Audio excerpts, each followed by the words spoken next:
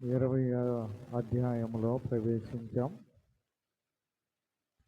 ఇక్కడ ప్రారంభంలో ఆ అల్లరి అణిగిన తర్వాత అని అన్నాడు. ఆ అల్లరి అని అంటే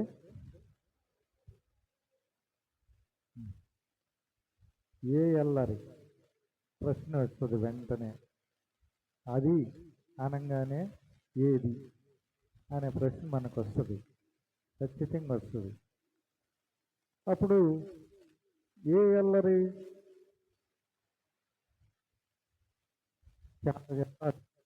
ఏ అల్లరి అని అంటే అక్కడ ఒక మహాసభను ఏర్పాటు చేశారు. గలిబిలితో కూడిన కొంతమంది ఎందుకు కూడుకున్నామో కూడా తెలియని ఆ మాటలు ఉన్నాయి. ఎందుకు కూడుకున్నామో కూడా తెలియదు. ఇంకా నాటకశాలలో ఏర్పాటైన యొక్క సభ గందరగోళం అనే పేరు కూడా ఉంది, అనే మాట కూడా రాయబడింది కదా. అయితే ఏ సభ అయినా ముగించాలి అని అంటే మనం ఏం చెప్పుకున్నాం? నిర్ణయం, తీర్మానం, ఒక తీర్పు ఇలా రావాలి. ఇక్కడ ఏం చేశారు ఆ సభ? ఇట్లు గుంపు కూడినందుకు తగిన కారణము చెప్పజాలమని వారితో, ఆ సభ ఎందుకో ఏంటో తగిన కారణము లేకుండా అప్పుడు ఆ సభను ముగించాడు అని ఉంది. అక్కడ మనం 19వ అధ్యాయము ముగిసింది.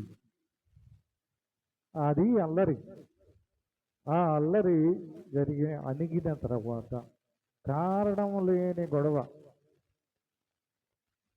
అణిగిన తర్వాత పౌలు శిష్యులు అని అంటే మనం ఏం చెప్పుకున్నాం?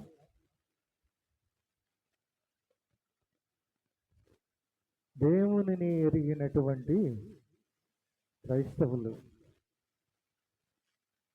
దేవుణ్ణి ఎరిగిన కొత్తగా విశ్వసించిన విశ్వాసులు. ఎఫెసీలో అల్లరి గురించి హెచ్చరిక చేశాడు. చూడండి, ఇటువంటి హెచ్చరికలు అంతకుముందు కూడా ఇలాంటి హెచ్చరికలు చాలా చేశారు వీరు.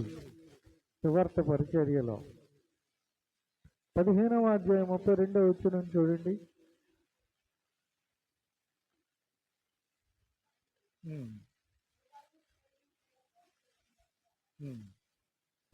ఎక్కువ మాటలతో సహోదరులను ఆదరించి సరిపరుచుడు. ఇది హెచ్చరిక అయినప్పటికీ కూడా ఇది స్థిరపడే విధానం. ఈ హెచ్చరిక మన జీవితానికి అవసరం. మన ఆత్మీయ జీవితము స్థిరపడే విధానం కనుక ఆ అల్లరి అణిగిన తర్వాత మనకొక హెచ్చరిక. ఇదంతా ఒక హెచ్చరిక. ఈ కారణము లేకుండా సభను ముగించారే. ఈ సమావేశమైన ఈ బైబిల్ స్టడీ అయినా మనము ఏదో ఒక విషయము తెలుసుకొని వెళ్తేనే ఉపయోగం.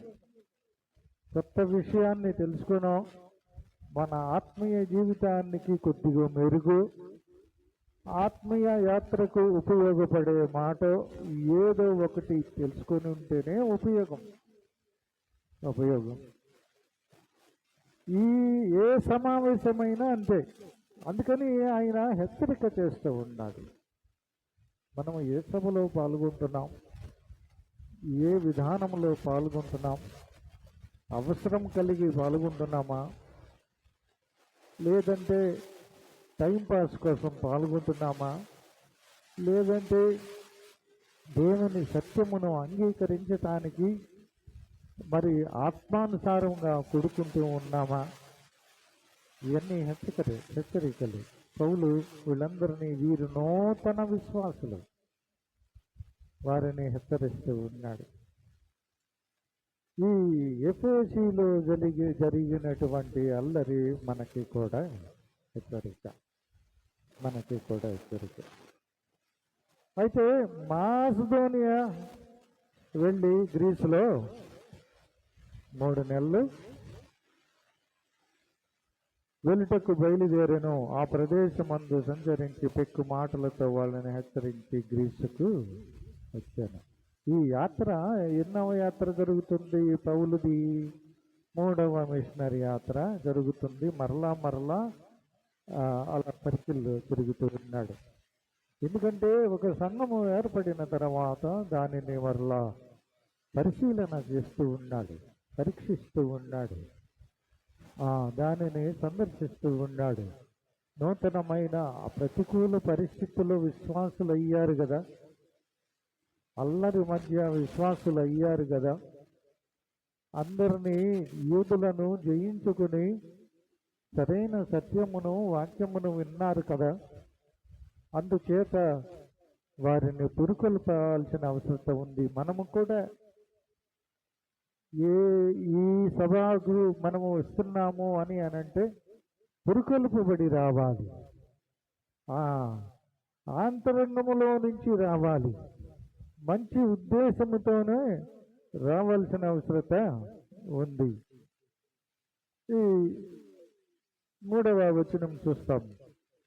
అతడు అక్కడ 3 నెలలు గడిపి ఓడ ఎక్కి సిరియాకి వెళ్ళవలెనని ఉండగా అతని విషయమై యూదులు కుట్ర చేయుచున్నందున మాసిదోనియా మీదుగా తిరిగి రావాలనని నిశ్చయించుకొని కుట్రగానే ఉంది. యూదులు అంత తేలిక వెనక్కి వెళ్ళరు. ఎందుకు వెళ్తారు? వాళ్ళు పరపతి తగ్గిపోతుంది కదా, వారి యొక్క జీవన విధానానికి అడ్డం వచ్చింది కదా. ఈ ఎఫెసీలో వారి తంతు, వారి జీవన విధానం, వారి లోకానుసారమైన జీవన విధానానికి ఏం పోయింది? వారికి లాభం పోయింది కదా. ఇంకొక మాట ఉంది, ఏముంది? పని పోయింది. అసలు కావలసినటువంటి పని పోయింది. తర్వాత విశేష లాభం కదా, మిగుల లాభం, ఆ లాభం కూడా పోయింది. అందుకని వీరు ఏం చేశారు? కుట్ర పన్నుతూ ఉన్నారు. ఈ కుట్ర ఇక్కడ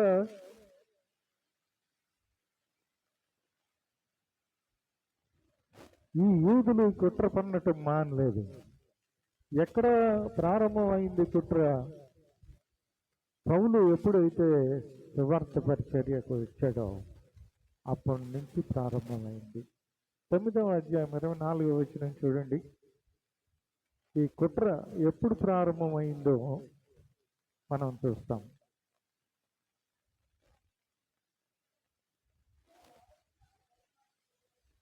వారి ఆలోచన సౌలునకు తెలియవచ్చును, వారు అతనిని చంపవలనని. చూడండి ఎక్కడ ప్రారంభమైంది? 9వ అధ్యాయంలోనే ఆయన ప్రారంభించింది సువార్త. 9వ అధ్యాయంలోనే దర్శనము చూశాడు, దేవుణ్ణి చూశాడు, వెంటనే సువార్తకు వచ్చేసాడు. వెంటనే కుట్ర అంటే నేను పోయిన వారం కూడా చెప్పాను, ఒక మంచి ఉంది అంటే చెడు పక్కనే ఉంటుంది. ఒక తగ్గింపు స్వభావం ఉంది అంటే పక్కనే కాసుకొని హెచ్చింపు ఉంటుంది. సువార్త పరిచర్య జరుగుతూ ఉంది అంటే కుట్ర పక్కనే ఉంది. ఆయన చూడండి అప్పటి నుంచి ఆ రోజు ఎలా దాటించారు ఆయన్ని, చూడండి అక్కడ ఉంది, అక్కడ కింద. కనుక రాత్రి వేళ గంపలో ఉంచి చూసారండి ఎంత కష్టమో, ఎంత కష్టపడ్డాడో పౌలు. ఆ కుట్ర ప్రారంభము అక్కడ 9వ అధ్యాయంలో ప్రారంభమైంది. గంపలు దాక్కున్నాడు, గంపలు. సువార్త పరిచర్య చేయటము అని అంటే ఈ రోజుల్లో మరి చాలామంది చేస్తూ ఉన్నారు, కానీ వారికి ఏ కష్టం లేకుండా చేస్తూ ఉన్నారు.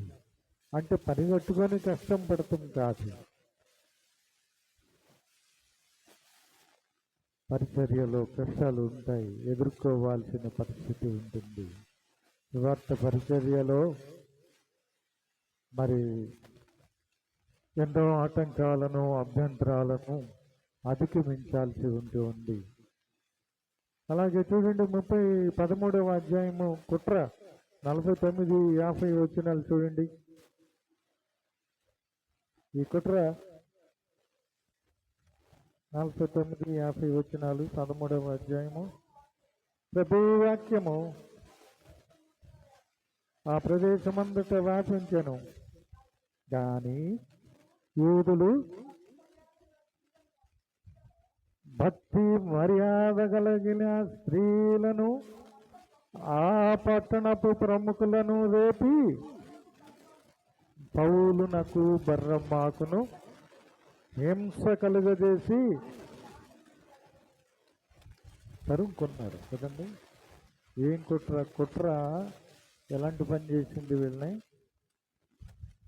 బర్నబాను కూడా, బర్నబా అంటే పెద్ద ఆయన, బర్నబా అంటే గౌరవం ఉంది, పెద్ద మనిషి ఆయన్ను కూడా తరుముకున్నారు. అంతేకాదు అక్కడ ఆ గలిబిలి సృష్టించిన వాళ్ళల్లో స్త్రీలు కూడా ఉన్నారు. అయితే వీరేం చేశారు? వీరేం చేశారు? తరమబడినప్పుడు వీరు తమ పాదధూళిని వారి తట్టు దులిపి వేసి ఈ కొనియాకు వచ్చారు. అంతేకాని తిరిగి పగబట్టలా వీళ్ళు. ఆ కాళ్ళు దుమ్ము అక్కడ వదిలేసి వచ్చారు. ఆ దుమ్ము సాక్ష్యం వీరు చేసిన పనికి దైవ సేవకుని యొక్క కాలి దుమ్ము సాక్ష్యం చెప్పబోతూ ఉంది రేపు. అందుకనే మనము మన జీవితాల్లో కుట్ర అనేది ఉందేమో గమనించాలి. కుట్ర ఏమన్నా జరుగుతుందేమో తిరిగి కుట్ర పన్నటము కాదు, కానీ వారి కొరకు మనము ఏం చేయాలి? వీరేం చేశారు? ప్రార్థన చేయాలి. అంతేకాని తిరిగి మనము కుట్ర పన్నే విధానము లేదు. 4వ వచనం చూడండి. మాసిదోనియ మీదుగా తిరిగి రావాలని నిశ్చయించుకున్నారు. మరియు పుర్రు కుమారుడును బెరయ పట్టణస్థుడైన సోపత్రును. ఈ సోపత్రు ఎవరు? అక్కడ వివరణ ఇచ్చాడు. బెరయ పట్టణస్థుడు, అతని తండ్రి పేరేమో పుర్రు. సోపత్రు అంటే కూలి పనివాడు. ఇతడు బెరయాలో క్రైస్తవుడు అయ్యాడు. బెరయా క్రైస్తవుడు. పౌలుతో కలిసి ఆసియాలో 3వ మిషనరీ యాత్రలో పర్యటించాడు. ఎప్పుడైతే పౌలుతో సహకారిగా ఉన్నాడో వాళ్ళని ఎప్పుడు మర్చిపోలేదు. పౌలు ఎప్పుడు మర్చిపోలేదు. దైవ సేవకునికి సహాయకరంగా ఉన్నటువంటి వారిని జ్ఞాపకములో ఉంచుకోవాలి దైవ సేవకుడు. రోమీయులకు రాసిన పత్రిక 16వ అధ్యాయం 21వ వచనం.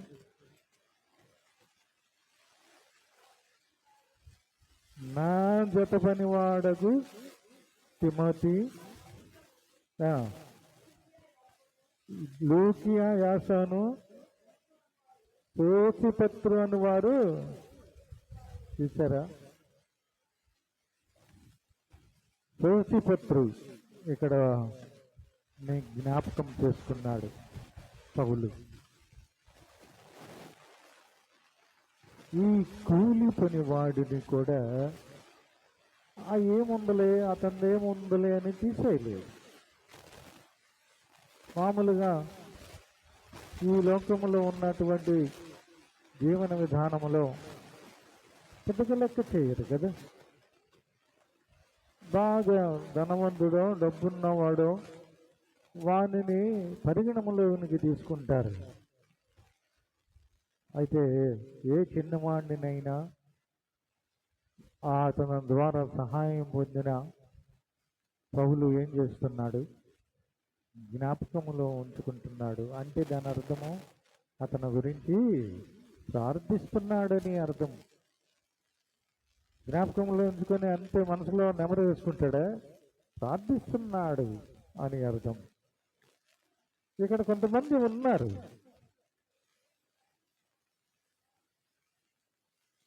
మామూలుగా అయితే కొత్త నిబంధనలో తండ్రి పేరు చెప్పరు, ఎక్కడ కనపడదు. పాత నిబంధనములో ఫలానా కుమారుడు, ఫలానా కుమారుడు, ఫలానా ఆమె భర్త, ఇట్లా వివరణ ఇస్తారు. నేను ఎక్కడైనా చూడండి, ఒక వ్యక్తిని చెప్పేటప్పుడు ఫలానా వాని కుమారుడు, లేదు కుమారుడే అత్యధికుడైతే వాని తండ్రి ఫలానా తల్లి కుమారుడు, మీకాయేలు కుమారుడు, ఇట్లా చెప్పటం చూస్తాం. ఇక్కడ సోపత్రు తండ్రిని ఉదహరించి చెప్పాడు. అతని పేరేంటి? తుర్రు. తుర్రు. ఇది ఒక ఆసక్తికరమైన విషయం. అంటే ఈ కూలి పని చేసేటువంటి వారిని కూడా, వారి కుటుంబాన్ని కూడా జ్ఞాపకం చేసుకుంటూ ఉన్నాయి. ఎంత ఉదార స్వభావము పౌలుది, ఉదార స్వభావం. రెండో వ్యక్తి ఎవరు? తెస్సలోనికయలో అరిస్తార్కును మనం చూసాం. ఇక్కడ ఒక అరిస్తార్కు, ఇక్కడ ఎఫ్ఎస్సిలో మనం ఒకరిని చూసాం.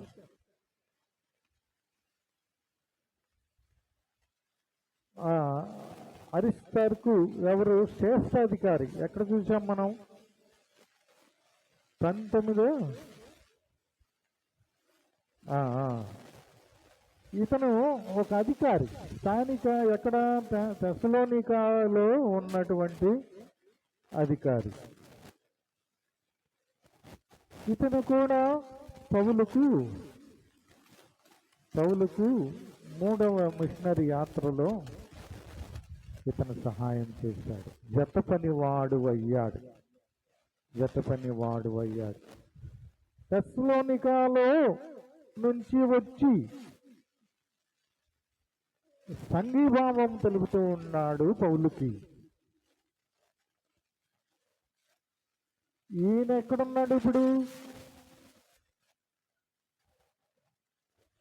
మిషనరీ ఎక్కడ జరుగుతుంది? యాత్ర ఎక్కడ జరుగుతుంది? గ్రీసులో జరుగుతుంది.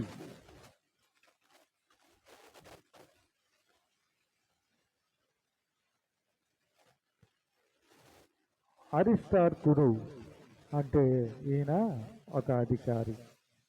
తర్వాత ఎవరు?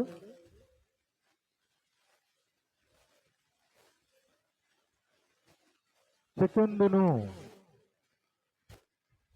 ఈయనెవరు?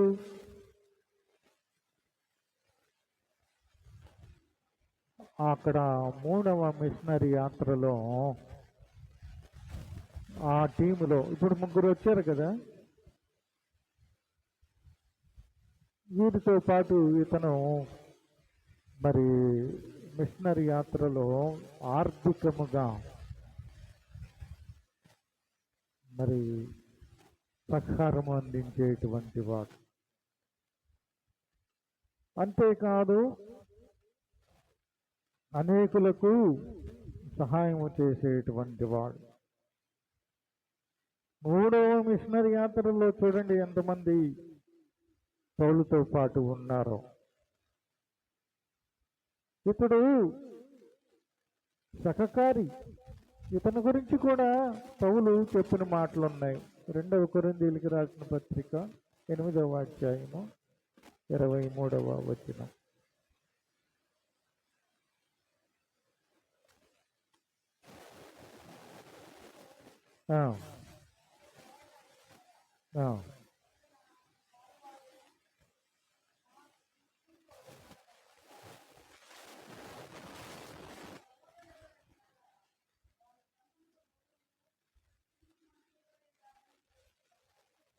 క్రీస్తు మహిమనై ఉన్నారని నేను చెప్తున్నాను. ఎటువంటి వారు వీరు? ఇక్కడ తీతు ఇంకా జతపని వారు, ఇంకా సంగమునకు దూతలను, వీరు క్రీస్తు మహిమనై ఉన్నారు అంటే వీరి ద్వారా దేవుడు మహిమ పరచబడుతూ ఉన్నాడు. ఇప్పుడు ప్రశ్న వేసుకోవాలి మనం కూడా, మన ద్వారా దేవునికి మహిమ వస్తుందా? వీళ్ళు చూడండి, ఒకడేమో అధికారి, శ్రేష్టాధికారి, ఒకడేమో కూలి పనివాడు, ఒకడేమో ఆ టీములో ట్రెజరర్. వీరందరూ కలిసి దేవుణ్ణి మహిమపరిచేవారుగా ఉన్నారు.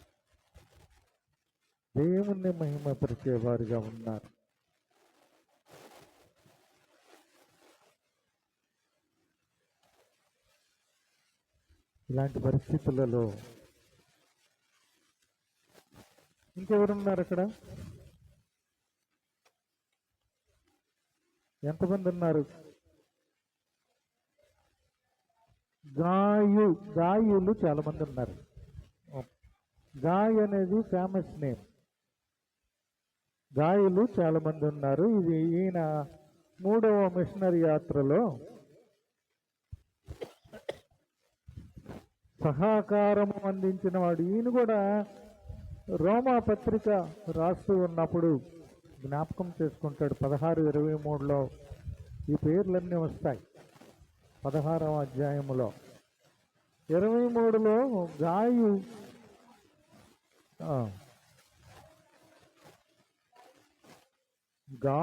వందనాలు చెప్తున్నాడు.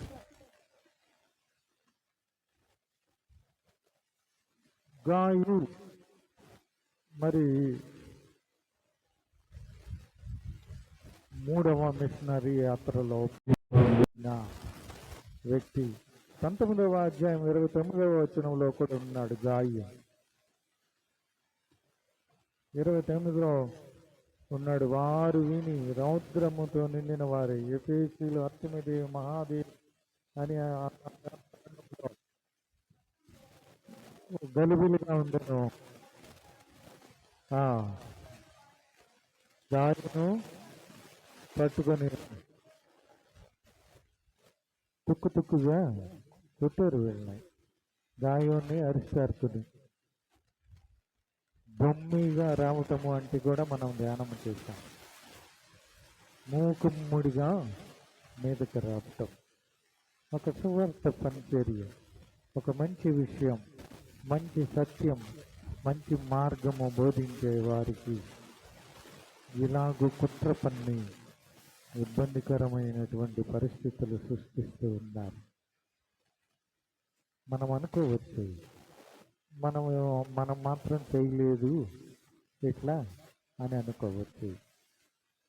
ఇది ఎప్పుడు కూడా నేను చెప్పేది ఏంటి అంటే కొత్త నిబంధనను ఆత్మానుసారంగా ఆలోచన చేయాలి, ప్రాక్టికల్గా కాదు. కొత్త నిబంధన ఏం చెప్తుంది? దేవుడు క్రీస్తు ప్రభు ఈ లోకమునకు వచ్చిన తర్వాత ఆయన ఏం చెప్పాడు అని అంటే, మనకి మోషే ఏమో 10 ఆజ్ఞలు ఇస్తాడు. 10 ఆజ్ఞలు ఏం చెప్తూ ఉంది? నిన్ను వలే మొదటిది ఏంటి? నేను తప్ప నీకు, నిన్ను వలే నీ పొరుగు అన్ని, అది ప్రాక్టికల్గా చేయమని చెప్తాడు. నిన్ను వలే నీ పొరుగు అని ప్రేమించాలి. అది ఆంతరంగంలో నుంచి, నువ్వు మనసులో నుంచి ఇదేంటి ఇది అని మనం అనుకుంటున్నాం అనుకో, అది ప్రేమించటం అవుతుంది. వాడి మీద అసహనము మనము మనసులో అనుకున్నాం అనుకో, మనస్సులో కూడా ఉండకూడదని ప్రభువు చెప్తాడు. ఇది కృత నిబంధన. ఇప్పుడు ఇంకా ప్రాక్టికల్గా మనము ఆలోచన చేయాలంటే, దొంగతనం ఉంది. దొంగతనం చేస్తే పాపం పాత నిబంధనలో. ఆలోచన వస్తే, చెయ్యాలనే ఆలోచన వస్తే, ఇంకా చేయలే మనం, ఆలోచన వస్తేనే పాపం కొత్త నిబంధన. అంత తేడా ఉంది, అంత తేడా ఉంది. అందుకని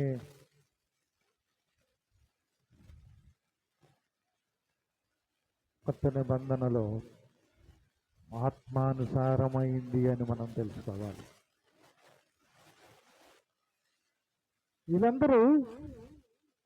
వీరందరూ గాయు, అరిస్టార్కు ఎంతో ఇబ్బందికరమైన పరిస్థితులు చూచిన వెనుదిరగల. గాయు తర్వాత ఇంకెవరున్నారు?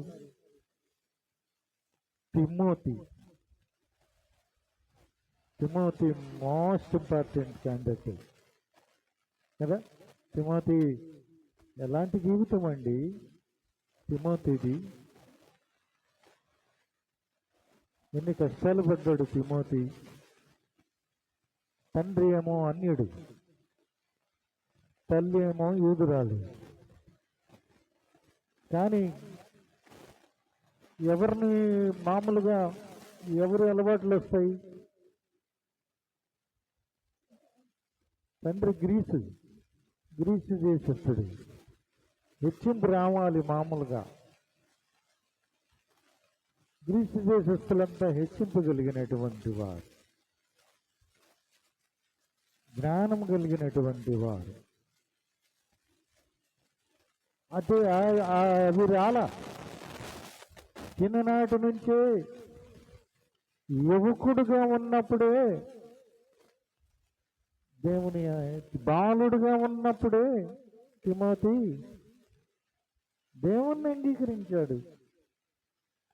ఎందుకు? కారణం తల్లి అవ్వ, ఆ తల్లికి తల్లి ఇద్దరికే ఆయనను తండ్రి లేని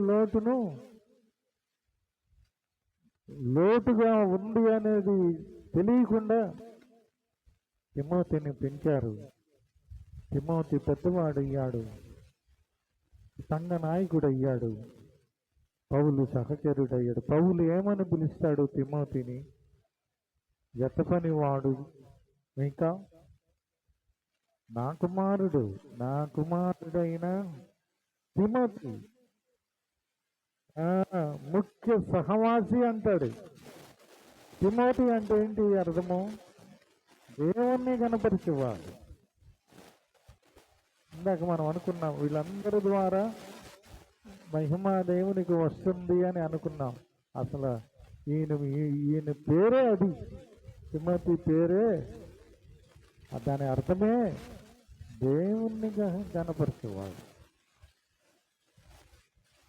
బాలుడుగా ఉన్నప్పటి నుంచి జీవితం అంతా బైబిల్లో రాయబడింది తిమోతి. ఈ రోజున పౌలు సహకారి అయ్యాడు. 1 కొరింథీయులకు రాసిన పత్రిక 4వ అధ్యాయం 17వ వచనం చూడండి.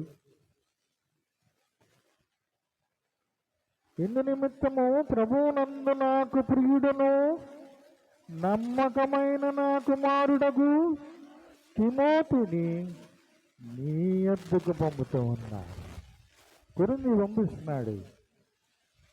పంపిస్తున్నాడు.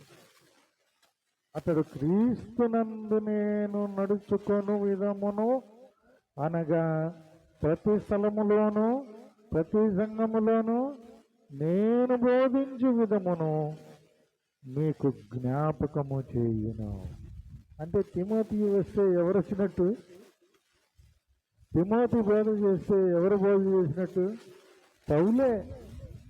పౌలుని దించుతాడనమాట.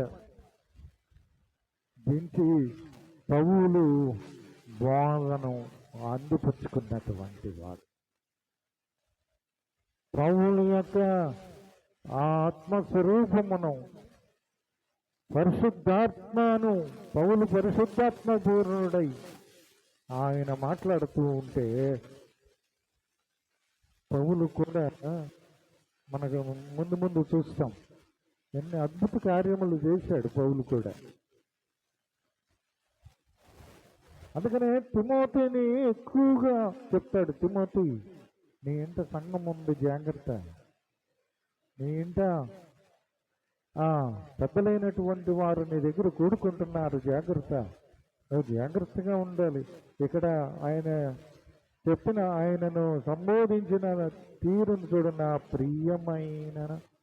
ప్రియుడును నమ్మకమైన నా కుమారుడగు తిమోతి. నమ్మకం కలిగినటువంటి వాడు, సంఘములో నమ్మకస్తముగా ఉన్నటువంటి వాడు, దేవుని పరిచర్యలో నమ్మకంగా ఉన్నటువంటి వాడు. ఏదో పాస్టర్ పిలిచారని రావటం కాదు, నమ్మకంగా తన సహకారము అందిస్తున్నటువంటి వాడు. ఎంతమంది అయ్యారు ఇప్పటికి? తిమోతిని 16వ అధ్యాయం 100వ అధ్యాయం అది రోమీయులకు రాసిన పత్రిక. దాదాపు చాలా వందనాలు ఉంటాయి. వారిని ఇక్కడ కూడా తిమోతి కనబడతాడు 21వ. తిమోతి కూడా మీకు వందనములు చెప్తూ ఉంటాడు. అందుకనే మనము వందనములు చెప్పుకోవాలి కదా. ఈ వందనం వచ్చిన దేవునికి సరిపోదు. చాలాసార్లు చెప్పుకున్నాం మనం చాలామంది. అందుకని మనం పాటలు వచ్చినా కానీ మారుస్తాం కదా. వందనం వచ్చినము నీది నాది దేవునికి స్తోత్రం. ఇది మాత్రం ఫండమెంటల్ మన సంఘంలో. ఇంకెవరున్నారు అక్కడ? సౌలుతో పాటు ఉన్నటువంటి వారు ఇంకెవరు? ఆసియా దేశస్థుడైన తుకికు అంటే ఈ లోకంలో కొంతమందిని ఉచ్చరిస్తూ ఉంటారు. వీడు భలే అదృష్టవంతుడు అంటారు కదా, వీడు దురదృష్టవంతుడు అని అంటారు. అట్లాగే ఇతనికన్నీ ఈ తుకికు అంటే అదృష్టవంతుడు అని అర్థం. ఇతను ముందుగా త్రోయకు పంపబడిన వాడు. అక్కడ నుండి త్రోయకు వచ్చి అక్కడ వారి వద్ద 7 దినములు గలుపుతూ పౌలు రాకముందు త్రోయకు వచ్చిన వాడు. తుకికు త్రోఫీ అను అతనితో కూడా వచ్చేది. నమ్మకమైనటువంటి వాడు ఇతను కూడా, నమ్మకమైనటువంటి దూత ఈ తుకికు. త్రోఫీ అని అంటే పోషణ గల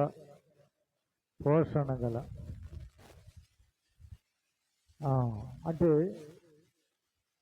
భోజన ఏర్పాట్లన్నీ చూసేవాడు. మిషనరీ యాత్రలో చూసారా ఎటువంటి వారు తయారయ్యారో పౌలుకి, ఎటువంటి వారు ఉన్నారో జత పని వారు. మూడవ మిషనరీ యాత్ర.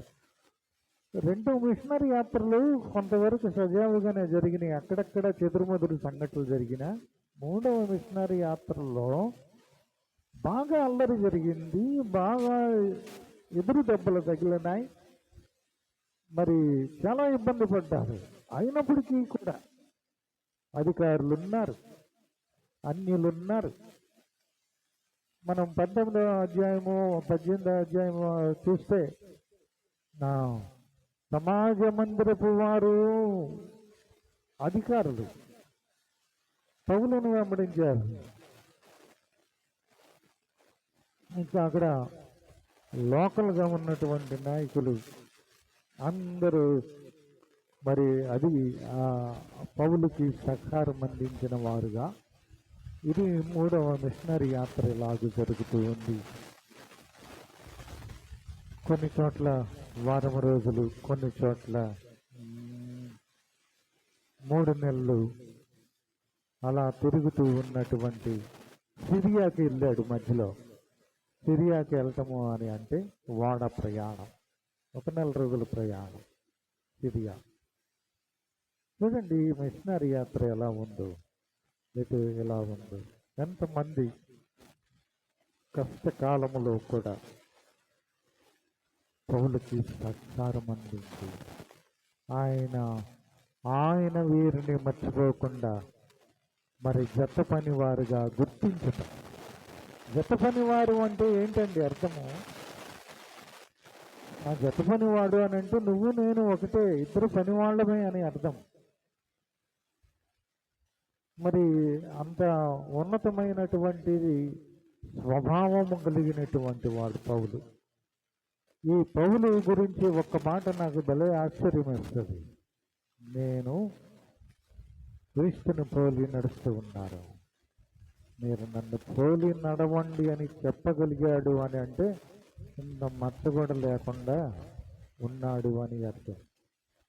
ఇంత మచ్చగోడ లేకుండా ఉన్నాడు, నన్ను పోలి నడవండి అన్నట్టు. మామూలుగా అయితే యేసుక్రీస్తు కలిగిన మనసును మీరు కలిగి ఉండాలి అని చెప్పాలి కదా. ఫిలిప్పీ పత్రికలో చెప్పినోడు నేను క్రీస్తుని కలిగి ఉన్నాను, మీరు నన్ను పోలి నడవండి అని చెప్పినటువంటి గొప్ప సువార్త పరిచారకుడు పౌలు. ఇది మూడవ మిషనరీ యాత్ర 6 వచనాలకు సంబంధించిన విషయాలు. తర్వాత నుంచి వచ్చే వారము 7వ వచనం నుంచి ఇక్కడ ఒక విషయం ఉంది.